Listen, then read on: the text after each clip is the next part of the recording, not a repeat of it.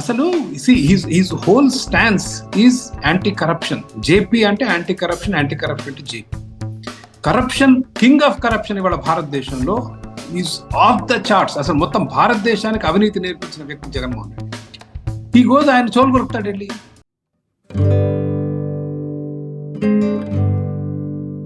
Independent voices ఇంతకుముందు ఎంతో కొంత ఉండేయండి. ఇప్పుడు బాగా సెంట్రలైజ్ అయిపోయింది పొలిటికల్ పవర్. అంటే ఒకటో రెండో పార్టీలు ఉంటాయి ప్రతి చోట, వాళ్ళు తప్ప బయట సివిల్ సొసైటీలో వాయిసెస్ కి అసలు ఏమాత్రం ప్రాధాన్యం లేదు ఇవాళ ఉన్న పాలిటిక్స్ లో. గతంలో జయప్రకాష్ నారాయణ లాంటి వాళ్ళు, ఈ మధ్యకాలంలో ఈ జేడి లక్ష్మీనారాయణ లాంటి వాళ్ళు, ఇట్లాంటి వాళ్ళు కొంత ఏదో రోల్ ప్లే చేయడానికి కొంత ట్రై చేశారు. కానీ అది కూడా ఎందుకో సరైన దోవలో నడిచినట్లేదు. ఈ మధ్య మీరు జేపీ మీద ఫేస్బుక్ లో కూడా పెట్టిన పోస్ట్ చూశాను నేను, చాలా క్రిటికల్ గా పెట్టారు. ఎందువల్ల మనకి ఇంటలెక్చువల్ వాయిసెస్ అన్ని కూడా వాటికి ఇంత ముందున్న గౌరవం ఒకటి తగ్గిపోయింది, వాటికి రోల్ కూడా లేకుండా పోయింది. ఎందువల్ల అంటారు?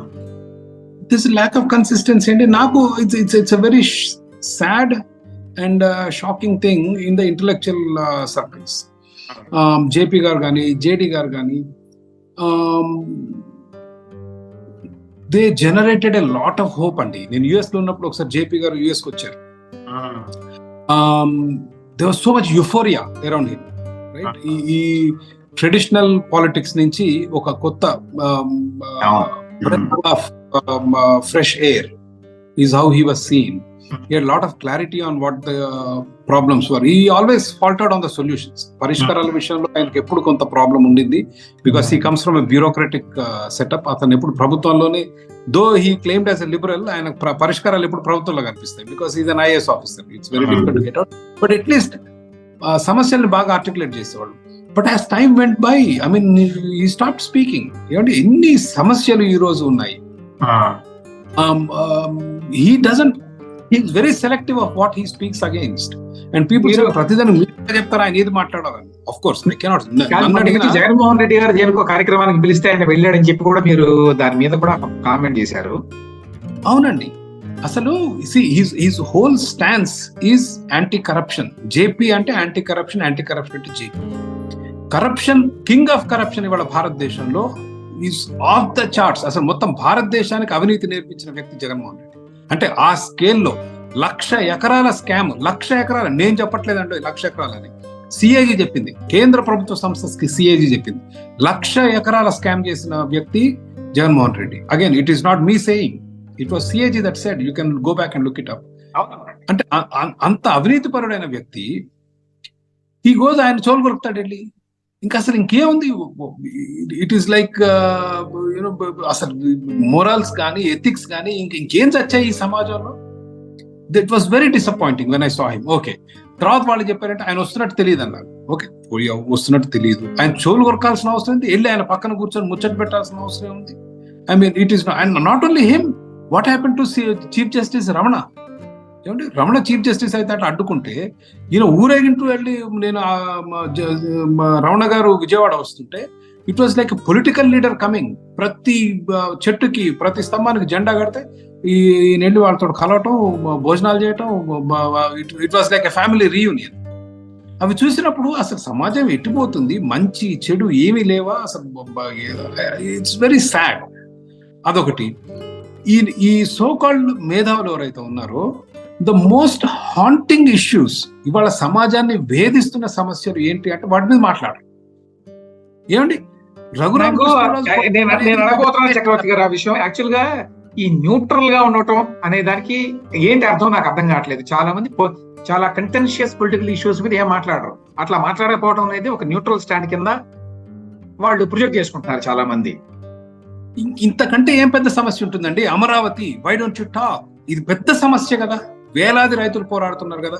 రఘురామకృష్ణరాజు ఈజ్ అన్ ఎంపీ అండి, లోక్సభ ఎంపీ, ప్రజలచే ఎన్నుకున్న ప్రజాప్రతినిధిని మీరు చితగొడితే మరి ఎక్కడుంది? Where is this intelligentsia that doesn't speak? Vivekananda Reddy హత్య కేసులో ఎట్లాంటి దారుణాలు జరుగుతున్నాయండి. I mean they have even managing the courts, every system investigate చేసే సిబిఐ ఆఫీసర్ బదిలీ చేయించగలిగారు. ఈ విధంగా చేస్తుంటే ఎవరు మాట్లాడకపోతే where is the country going? Nothing to do with politics, forget about politics. మన జేడి లక్ష్మీనారాయణ గారి గురించి మీ అభిప్రాయం ఏంటండి? జేడి లక్ష్మీనారాయణ గారు he did something very interesting recently. అందరికి తెలిసిన విషయమే.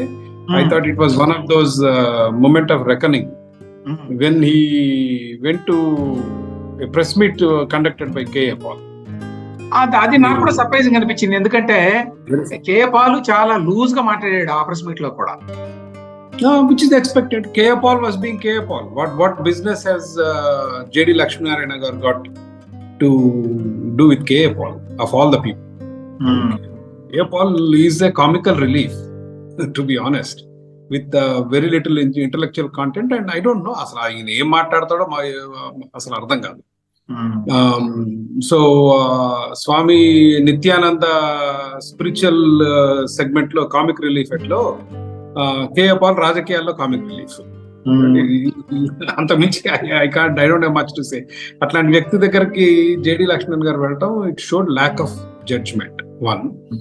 సెకండ్ థింగ్, నేను జేడి లక్ష్మణ్ గారిని ఐ థింక్ దాదాపు 3 ఏళ్ల క్రితం 4 ఏళ్ల క్రితం ఒకసారి విజయవాడలో వ్యక్తిగతంగా కలవలేదు.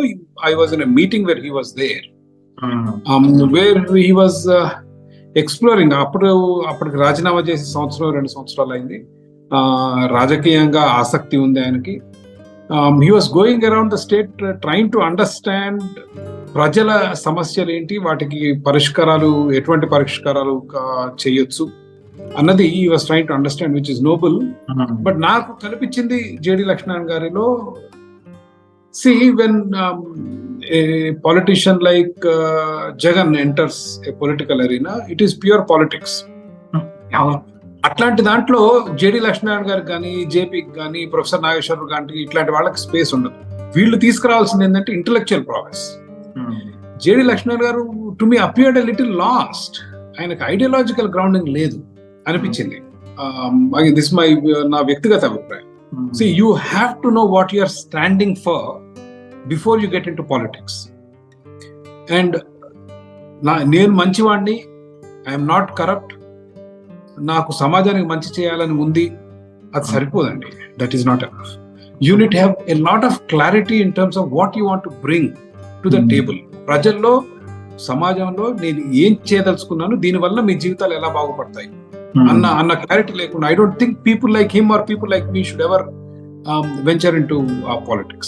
That's my feel. And Lakshminarayana gar, I felt, has faltered there. He should have studied more of economics, more of what is causing India's poverty.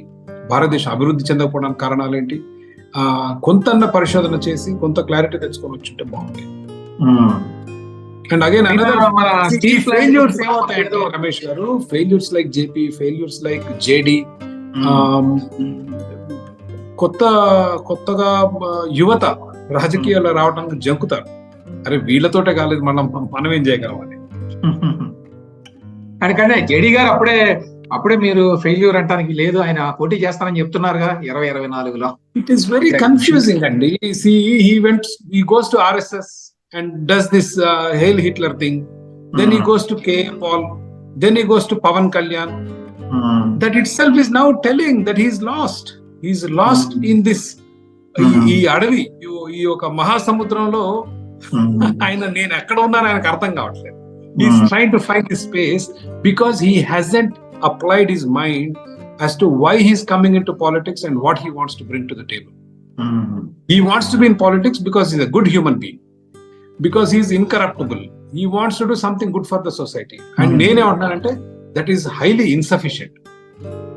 అది సరిపోదు.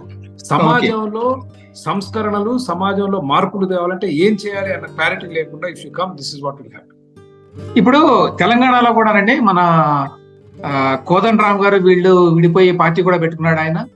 అలాగే ఐపీఎస్ ఉద్యోగానికి రాజీనామా చేసి మరి ఆయన పేరు ప్రవీణ్ కుమార్ గారు, ఆయన పార్టీ పెట్టాడు. వీళ్ళకి ఎంతవరకు అవకాశాలు ఉన్నాయి అనేది మీ ఉద్దేశం తెలంగాణలో?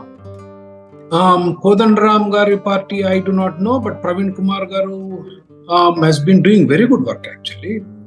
He's on the road. He's speaking more sensibly, gaining some traction also. Andi the problem ekkada vastundante andi, mana deshamlo అణిచివేయబడ్డ వర్గాలు, ప్రత్యేకంగా దళితులు, they are hungry for power, understandably so. వాళ్ళకు కూడా ఈ రాజకీయ వ్యవస్థలో తమ స్థానం కొరకు పోరాడుతున్నారు. And they deserve it. They have numbers for it. They have suffered for centuries. They need a space. The problem comes is if they only stand for Dalit issues. Mayawati came to power because she was not just for Dalit issues. She is catered to everybody else. ఈ రోజు మనకు YCP ప్రభుత్వం నచ్చకపోవచ్చు, తెలుగుదేశం ప్రభుత్వం నచ్చకపోవచ్చు, టిఆర్ఎస్ ప్రభుత్వం నచ్చకపోవచ్చు, but they will never talk about their కులం కానీ, వాళ్ళ మతం కానీ, ఒక వర్గం కానీ. వాళ్ళకు చేతనైనంతలో they try to broaden. The problem ఇవాళ దళిత రాజకీయాల్లో ఉంది.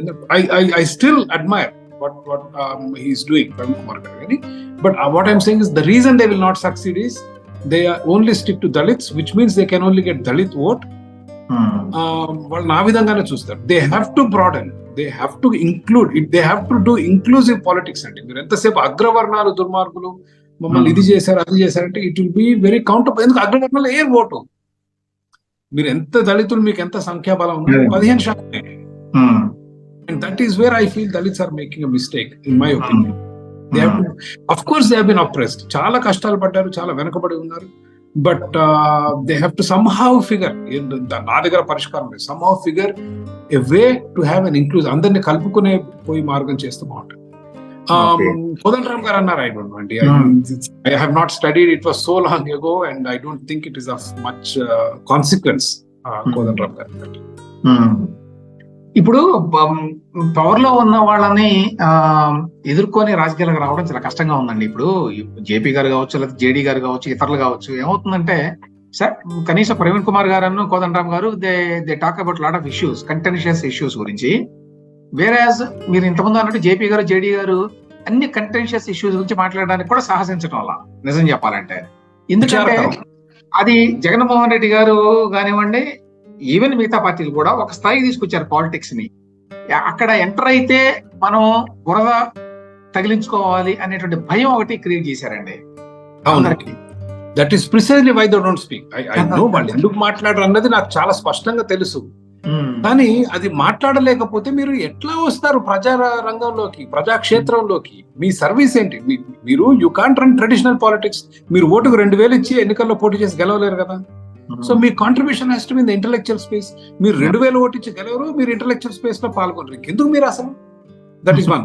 Second thing, you make a fantastic point which is Praveen Kumar గారు కానీ, కోదండరామ్ గారు కానీ, నాగేశ్వరరావు గారు కానీ, ప్రొఫెసర్ నాగేశ్వర్ అండి, వాళ్ళు కానీ, they all showed lot of interest in politics.